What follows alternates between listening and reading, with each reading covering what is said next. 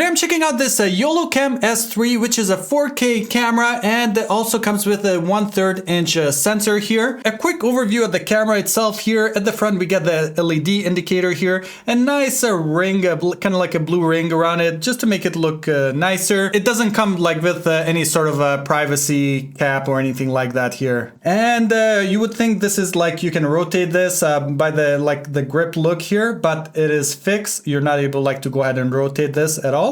And to go ahead and switch views here.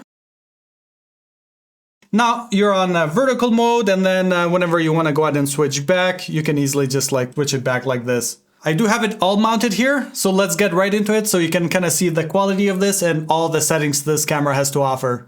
So everything you're seeing is coming directly from the YoloLiv S3 here. We're just going to go through some of the settings from the app so you can kind of see like what it can do, what it can't do.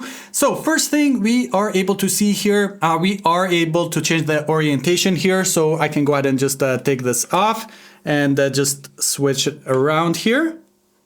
And let's just go ahead and put it 9:16. If you want to go ahead and shoot some vertical video, all you have to do is just flip the camera around and then just go ahead and switch it to 9:16 here, and you're pretty much set. One thing you can see here before I go ahead and switch it back to 16:9, frame rate. So at 30 Hertz, there's really no crop. And if I go ahead and put it at 60 Hertz right now, and you can see there's definitely some crop going on around here. So it's missing quite a bit.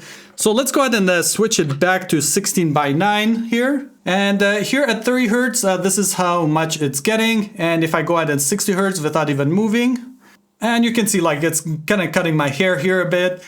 So we're able to adjust some of the settings here, as you see, like sharpness, contrast, saturation here. And we also have a DR here, which only works in the manual exposure option. And then we get the lens shading correction. Instead of getting that vignette like all around, like if I go ahead and turn it off, you can kind of see.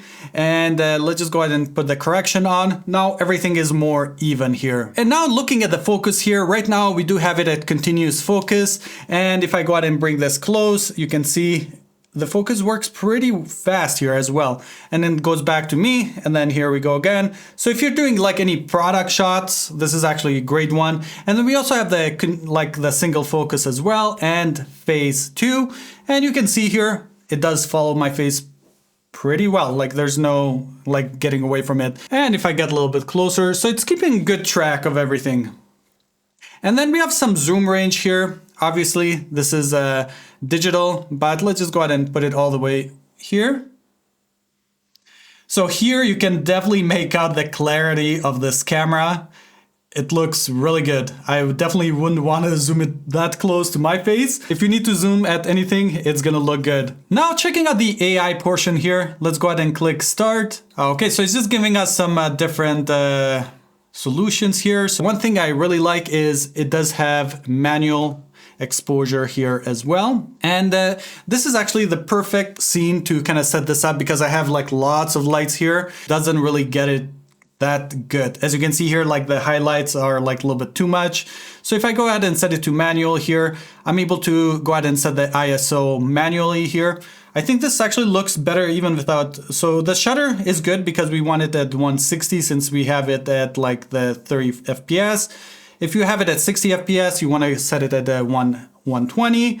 But right now, like at 250 here, even 250, I think it looks about right, like the highlights and everything. So if you're happy with all the settings that you've set here, for example, like any additional settings that you've touched, you can go ahead and save this as a scene. So that way later on, you can go under your scenes and just go ahead and choose the one you like. Here is another great one. We're actually able to go ahead and do some color correction straight on the software here. So what I can do is, for example, go ahead and pick here, probably a little bit this color here. So you can do a little bit color correction here, and I can go ahead and click another point here and then go ahead and make another adjustments, and all of my adjustments are down here as well. We also have the professional menu as well here, but that's a little bit more on the complicated side. I kind of prefer the more fast option. We also have the white balance, which we are able to go ahead and leave it on manual if you wanted to. We can go ahead and switch the white balance here.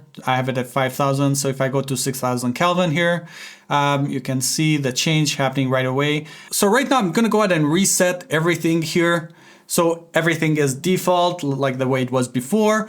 And I'm gonna go ahead and turn off all the lights so you can kind of see how it looks like with lights off. One thing is on this software, there's no option to go ahead and like blur your background or anything like that. So these are all the settings you're getting here. Here's the full screen video of what you're getting. So right now it is at the 30 FPS. One thing that really stands out is when it's darker, there's not much noise that you can see, which is pretty good. And right now I do have all the lights that are off, just the window, a little bit light coming through the window, and it looks actually better than when I had the lights on. Really hope you enjoyed watching this video. If you have any questions about this YoloCam S3 here, go ahead and leave a comment below. I'll be more than happy to answer it.